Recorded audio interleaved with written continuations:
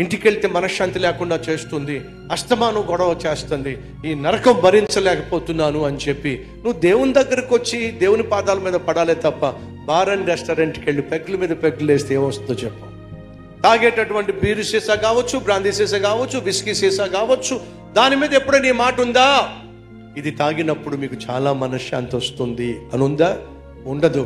ఇది తాగితే నువ్వు చస్తావు అని ఉంటుంది. Consuming alcohol is injurious to health. మీరు తాగుతున్న ఈ మత్తు పదార్థము మీ ఆరోగ్యాన్ని నాశనం చేస్తుంది. ఆరోగ్యమే మహాభాగ్యం.